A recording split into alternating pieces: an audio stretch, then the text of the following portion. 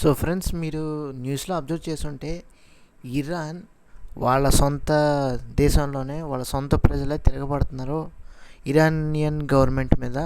So బేసికల్గా ఏంటంటే supreme ఖామెనీ ఏదైతే ఆయన ఉన్నారో, ప్రైమ్ మినిస్టర్ ప్రెసిడెంట్, ఆయన ఆయన దేశాన్ని సరిగ్గా సమన్యాయం లేదంటే న్యాయం అయితే చేయలేకపోయాడు. ఆయన బేసికల్గా రీజన్ వచ్చేసరికి మీకు తెలిసిందే, ఇరాన్లో ఇప్పుడు కరెన్సీ కొలాప్స్ అయ్యి క్రైసిస్ అనేది విపరీతంగా పెరిగిపోయింది. అక్కడున్న మీరు కొన్ని స్టాటిస్టిక్స్ పరంగా చూసుకున్నట్లయితే మీరు అక్కడ ఏదైతే ఇరాన్లో మీరు మెడికల్ కాస్ట్ చూసుకున్నా కానీ, ఫుడ్ ప్రైస్ హైక్స్ చూసుకున్నా కానీ, అదేవిధంగా ఇన్ఫ్లేషన్ చూసుకున్నా కానీ పీక్ లెవెల్లో ఉంది. ప్రతిదీ కూడా 50% పైనే ఉన్నట్టు మనకి రికార్డ్స్ అయితే ఉన్నాయి. సో ఫస్ట్గా మనం ఇన్ఫ్లేషన్ చూసుకున్నట్లయితే అరౌండ్ 42.2% అయితే ఉంది. ఇంకా అదేవిధంగా మీరు చూసుకున్నట్లయితే ఇది ఏదైతే మనకి ఫుడ్ ప్రైజెస్ హైక్ చూసుకున్నట్లయితే అరౌండ్ 72% అయితే ఉంది. మెడికల్ కాస్ట్ అయితే 50% అయితే ఉంది. ఈ మూడు కూడా ఇప్పుడు ఇరాన్లో విపరీతంగా క్రైసిస్ అయితే పెరిగిపోయింది. మీరు మెడిసిన్స్ తీసుకున్నా కానీ, లేదంటే ఫుడ్ ఐటమ్స్ ఏవైతే ఉంటాయో, లేదంటే గ్రోసరీ ఐటమ్స్ ఏవైతే ఉంటాయో, ప్రతిదీ ఫ్రమ్ ఏ టు జెడ్ ఏదైతే తిండి సంబంధించింది, అదేవిధంగా స్నాక్స్ సంబంధించిన ఏవైతే ఫుడ్ ఐటమ్స్ ఉంటాయో ఇవన్నీ కూడా ప్రతిదీ కూడా రేటు పీక్ లెవెల్లో పెరిగిపోయినాయి రేట్స్ అనేవి. $1 ఈజ్ ఈక్వల్ టు మనకి అక్కడ ఇరానియన్ రియల్ కరెన్సీలో చూసుకున్నట్లయితే అరౌండ్ మనకి $42 మిలియన్ దాకా వెళ్ళిపోయింది. సో ఆ విధంగా అయితే ఉంది. 42,000 ఈ రియల్స్ లాగా మనకి కన్వర్ట్ అయిపోయింది అనమాట అక్కడ. సో చాలా నార్మల్గా ఉండాల్సిన కరెన్సీ చాలా వాళ్ళ గవర్నమెంట్కి తగ్గట్టుగా అక్కడ ఉన్న ప్రజలకి అనుకూలంగా ఉండే విధంగా, బిజినెస్ పీపుల్కి కూడా అనుకూలంగా ఉండే విధంగా, వ్యాపారాలు కూడా ఎక్స్పోర్ట్స్ ఇంపోర్ట్స్ చేసుకునే విధంగా ఉండాల్సిన రియల్ కరెన్సీ అనేది విపరీతంగా పెరిగిపోయింది. విపరీతంగా పతనం అయిందనమాట. సో చూసుకున్నట్లయితే మీరు వాళ్ళ కరెన్సీ చూసుకున్నా కానీ అక్కడ ఉన్న విజువల్స్, ఇరాన్లో జరుగుతున్న ప్రొటెస్ట్లు ఏవైతే జెన్జీ ప్రొటెస్ట్లు ఏవైతే జరుగుతున్నాయో, ఇంక్లూడింగ్ ఏదైతే బిజినెస్ పీపుల్ కూడా రోడ్డు మీదకి వచ్చి ప్రొటెస్ట్ చేస్తున్నారంటే ఏ విధంగా ఏ తారాస్థాయికి చేరుకుందో మీ ఊహకే వదిలేస్తున్నాం. సో ఆ విధంగా అయితే ఇరాన్లో ఇప్పుడు జరుగుతున్న గొడవలు అయితే పీక్ లెవెల్లో అయితే ఉన్నాయి.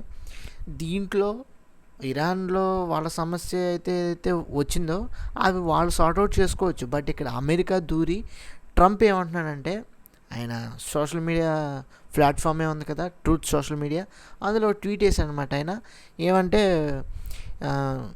సుప్రీం ఖామెనీ మీద నేను అటాక్ చేస్తాను, వాళ్ళ ప్రజల మీద ఫోర్స్డ్గా మీరు అంటే చంపేసే విధంగా ప్రయత్నిస్తాడు. అక్కడ ఉన్న ఏదైతే ప్రెసిడెంట్ ఉన్నాడో వాళ్ళ ప్రజల్ని సొంతంగా చంపేసే విధంగా ఫోర్స్ఫుల్గా చేస్తున్నాడు. ఎందుకంటే అక్కడున్న ప్రొటెస్ట్లు ఏవైతే జరుగుతున్నాయో అవి వాళ్ళకి అనుకూలంగా ఉండకుండా గ్లోబల్ వైడ్గా ఇంపాక్ట్ చూపిస్తుందని చెప్పేసి వాళ్ళని తగ్గించే విధంగా, వాళ్ళ నోళ్ళు ముంచే విధంగా అక్కడ ఉన్న గవర్నమెంట్ చేస్తున్న ప్రయత్నాన్ని ట్రంప్ ఖండించాడు అనమాట. అందుకు నేను ఖచ్చితంగా ఏదైతే 2025లో బాంబర్స్ ఏ విధంగా వచ్చి అటాక్ చేసినాయో ఇరాన్ న్యూక్లియర్ సైట్స్ మీద, అదే విధంగా నీ మీద కూడా అటాక్ చేసే అవకాశం ఉంటుంది అని స్ట్రాంగ్ వార్నింగ్ అయితే ఇచ్చాడు. లిటరల్లీ చెప్పాలంటే పెత్తనం చెలాయిస్తుందన్నమాట. ఆ విధంగా మనం చెప్పుకోవచ్చు. ఇరాన్ని మొత్తం కంట్రోల్లో పెట్టుకోవాలనే ఉద్దేశంతోనే ట్రంప్ అయితే ఉన్నాడు. అందులో వేరే ఉద్దేశం అయితే లేదు. ఎందుకంటే ఆయనకి ఒక ఆపర్చునిటీ కలుగుతుంది. ఇరాన్లో దొరికే ఆయిల్ కానీ, లేదంటే మిగతా న్యాచురల్ రిసోర్సెస్ కానీ, ఇంకేదైనా రిసోర్సెస్ ఉంటే అవి కానీ, ఇవన్నీ కూడా ఇరాన్ నుంచి లాక్కోవాలి, తీసుకోవాలి, అమెరికాని డెవలప్ చేయాలి, into 2 times, into 5 times, into 10 times develop చేసుకోవాలని చెప్పేసి ఒక దేశాన్ని వాళ్ళ గుప్పిట్లో పెట్టుకుంటాం అనేది వాళ్ళకి ఎప్పటి నుంచో వస్తుంది. ఇంక్లూడింగ్ పాకిస్తాన్ కూడా ఒక పప్పెట్ దేశం లాంటిదే కదా అమెరికాకి. సో అలాగే ఇరాన్ కూడా అదే విధంగా చేద్దాం, ఈ సుప్రీం లీడర్ ఖామెనీని ఎలిమినేట్ చేసి ఆ ప్లేస్లో ప్రో అమెరికన్ ఎవరైతే లీడర్ ఉంటాడో, ఆ ట్రంప్కి సపోర్ట్ చేసే లీడర్ ఎవరైతే అక్కడ పెట్టుకున్నాం అనే ఉద్దేశంతో ఈ చర్యలు అయితే, ఈ ప్రయత్నాలు అయితే, ఈ స్ట్రాంగ్ వార్నింగ్స్ అయితే పెత్తనం చలాయించడం కానీ ఇవన్నీ ట్రంప్ అయితే చేస్తున్నాడు ఇరాన్ సుప్రీం లీడర్ మీద. సో ఒకళ్ళొకళ్ళు మాటలు వార్నింగ్స్ ఇచ్చుకుంటారు, ఇవన్నీ జరుగుతున్నా కానీ మన ప్రజెంట్ సిచ్యువేషన్ చూసుకున్నట్లయితే ఇప్పుడు జరుగుతున్న మెయిన్ ఇష్యూ అక్కడ ఉన్న బిజినెస్ పీపుల్కి బిజినెస్ అయితే సరిగ్గా జరగట్లేదు. ఏదైతే కరెన్సీ క్రైసిస్ అనేది విపరీతంగా ఉంది అక్కడ. వాళ్ళ ఒక డాలర్ ఈజ్ ఈక్వల్ టు 42,000 రియల్స్ అంటే ఊహించండి. అంటే మనం ఇండియన్ కరెన్సీకి తగ్గట్టుగా తీసుకున్నట్లయితే ఒక డాలర్ ఈజ్ ఈక్వల్ టు మనకి ఇప్పుడు 85 to 95 అలా ఉంది. కాబట్టి మనకి నిజంగా చెప్తే చాలా ఇబ్బందికరమే. 85లో ఉంటే 75లో ఉంటే ఎప్రిషియేషన్ కింద మనం తీసుకోవచ్చు. అదే మీరు 90 ఉన్నా 95 ఉన్నా 100 ఉన్నా విచ్ ఈస్ కాల్డ్ డిప్రిషియేషన్, అది మనకి చాలా నష్టం. అంటే పెరిగిపోతుంది. డిప్రిషియేషన్ అంటే డబ్బు విలువ అనేది పెరిగిపోతుంది, పతనం అవుతుందని ఒక విధంగా చెప్పుకోవచ్చు. అదే మీకు ఒకవేళ రూపీ వాల్యూ అనేది పెరిగితే కనుక అంటే 85, 80, 75 ఇలా వస్తే కనుక అది ఎప్రిషియేషన్ కింద మనం కన్సిడర్ చేయొచ్చు. దానివల్ల ఏమవుతుందంటే మన ఎక్స్పోర్ట్స్కి మన ఇంపోర్ట్స్కి ఎవరైతే ఇండియన్ ఎక్స్పోర్టర్స్ కానీ ఇండియన్ ఇంపోర్టర్స్ కానీ ఎవరైతే ఉన్నారో చాలా మటుకి బెనిఫిట్ అవుతుంది. బట్ మన సినారియో అనేది అంతా బాగుంది, ఫారెన్ రిజర్వ్స్ కూడా అంతా బాగున్నాయి. బట్ ఇరాన్ సంగతి అనేది మీకు తెలిసిందే. ఇరాన్ మీద బాంబర్స్ తీసుకొచ్చి న్యూక్లియర్ మీద అటాక్ చేయడం కానీ, అదొక హ్యూజ్ లాస్ అవటం కానీ, ఇరాన్ ఎకానమీ సరిగ్గా లేకపోవటం కానీ, ఇరాన్ రిలీజియస్ కాంటెక్స్ట్లో ఎక్కువగా ఉంటుంది కాబట్టి ఇస్లామిక్ ప్రో ఇస్లామిక్ రూల్స్ని పాటిస్తూ ఉంది. కాబట్టి ఎక్కడైతే ఇజ్రాయెల్ ఇరాన్ యుద్ధం ఇజ్రాయెల్ ఏదైతే గాజా యుద్ధం జరుగుతున్నప్పుడు గాజాకు సపోర్ట్ చేయడం కానీ హమాస్కు సపోర్ట్ చేయడం కానీ ఏవైతే ఇరాన్ చేస్తుందో దానికి ఫండింగ్ చేస్తుందో, సో ప్రజలకి ఆ ఫండింగ్ అనేది ప్రజలకి ఆ డబ్బులు అనేది ఖర్చు పెట్టకుండా అక్కడెక్కడో యుద్ధం జరిగితే వాళ్ళకి సపోర్ట్ చేయడం కానీ వాళ్ళకి ఫండింగ్ ఇవ్వటం అనేది ఏ విధంగా మంచి విషయం మీరు చెప్పండి. అసలు పాయింట్ ఉందా? అసలు వాళ్ళ ప్రజలను వాళ్ళు కాపాడుకోకపోతే ఎందుకు? ఏదో దేశానికి ఇస్తానంటే ఎలా కుదురుతుంది చెప్పండి మీరు? ఏదో దేశానికి ఎవరికో యుద్ధం జరుగుతుంటే వాళ్ళకి ఇస్తానంటే ఎలా కుదురుతుంది? కుదరదు కదా. అల్టిమేట్గా అక్కడ ఏమవుతుందంటే డబ్బులు అనేవి కొలాప్స్ అవుతున్నాయి. వాళ్ళ ఎకానమీ వాళ్ళు ఇంప్రూవ్ చేసుకోలేకపోతున్నారు, ఎక్స్పోర్ట్ చేయలేకపోతున్నారు, ఇంపోర్ట్ చేయలేకపోతున్నారు, సరిగ్గా మెయింటెనెన్స్ అయితే జరగట్లేదు. ఇరాన్ ఎకానమీ అనేది కంప్లీట్లీ డెడ్ ఎకానమీగా మారిపోయింది. ట్రంప్ ఏదైతే నోటితో డెడ్ ఎకానమీ అన్నాడో ఆ పదం బాగా పాపులర్ అవుతుంది. ఇరాన్ కూడా అదేవిధంగా వర్తిస్తుంది అనుకోండి. బట్ ఇక్కడ వాళ్ళ కరెన్సీ అనేది పీక్ లెవెల్లో పతనం అవటం వల్ల అక్కడ ఉన్న ప్రజలు తినడానికి కానీ నీళ్ళు తాగడానికి కానీ మిగతా వస్తువులు లేదంటే ఎక్కడికైనా వెళ్ళడానికి కానీ వ్యాపారం చేసుకుంటాం కానీ ఏమీ కూడా సరైన పరిస్థితి అయితే లేదు. అది మాత్రం కన్ఫర్మ్. అక్కడ ఉన్న వాళ్ళు ఎవరైనా బిజినెస్ పీపుల్ ఉంటే మీరు ఆ న్యూస్లోనే చూడొచ్చు. వాళ్ళ యొక్క కన్నీళ్ళు ఘోష అయితే ఉంటుంది డెఫినెట్గా. ఎందుకంటే ఎవరు కొంటారు చెప్పండి? ఒక పాల ప్యాకెట్ మన ఇండియాలో 30 రూపాయలు అనుకుంటే అక్కడ వాళ్ళ రియల్స్లో ఎంతో కొంత అనుకుంటే అది మన ఇండియన్ కరెన్సీతో కంపేర్ చేస్తే మన పాల ప్యాకెట్ అనేది ఒకవేళ ఇన్ఫ్లేషన్ పెరిగితే అది 3,300 ఉంటే ఎలాగా ఒక పాల ప్యాకెట్ 300 అంటే ఎలా ఎవడైనా తీసుకుంటాడా చెప్పండి? సో అలాగే ఇరాన్లో కూడా పీక్ లెవెల్లో పాల ప్యాకెట్ కానీ మిగతా వస్తువులు కానీ పీక్ లెవెల్లో రేట్లు అయితే పెరిగిపోయినాయి, హైక్ అయిపోయినాయి. ఇన్ఫ్లేషన్ అనేది విపరీతంగా పెరిగింది.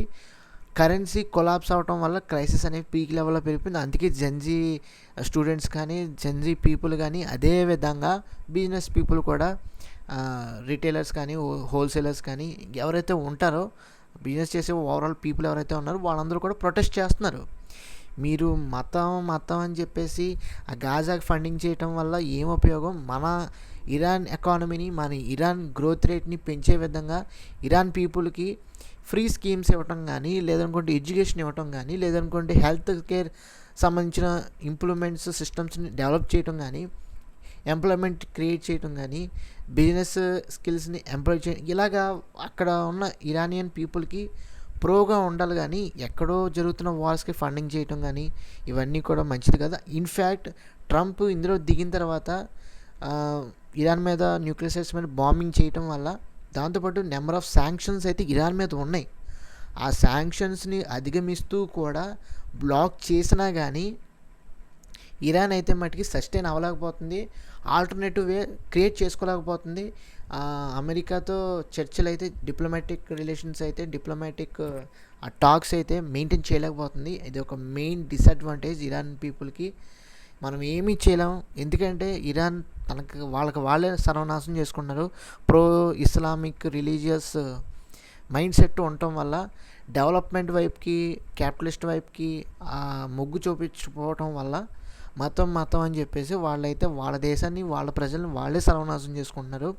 ఇన్ఫ్యాక్ట్ సుప్రీం లీడర్ ఖామెనీ కూడా చెప్తున్నారు, నేను ఇన్ఫ్లేషన్ వస్తున్నాను, ఇవన్నీ కూడా నేను అబ్జర్వ్ చేస్తున్నాను, మీ అందరినీ చూస్తున్నాను, బట్ మీరు ప్రొటెస్ట్ చేయకండి, మనం గాజా వారైతే గెలవాలి, అదేవిధంగా మన ఇస్లామిక్ రిలీజియన్ని కాపాడుకోవాలి, ఇలా మాట్లాడుతున్నారు అనమాట.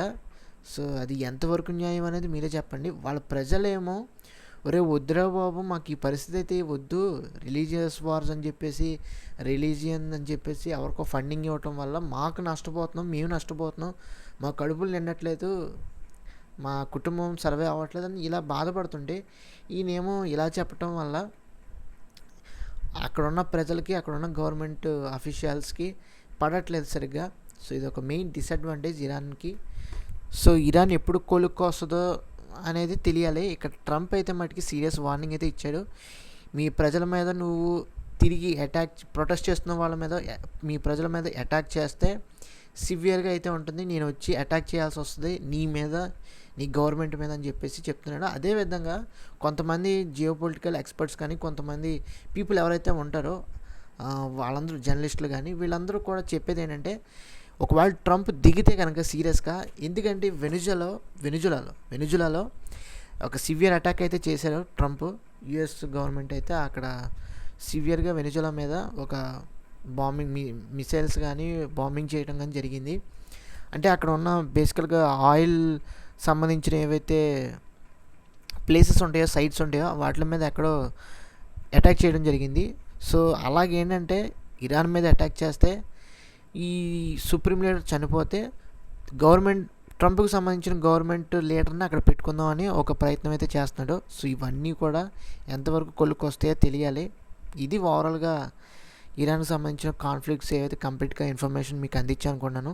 మీకు ఈ వీడియో నచ్చినా తప్పకుండా లైక్ చేయండి, మీ ఫ్రెండ్స్ అందరికీ షేర్ చేయండి, తప్పకుండా మన ఛానల్కి అయితే సబ్స్క్రైబ్ చేసుకోండి.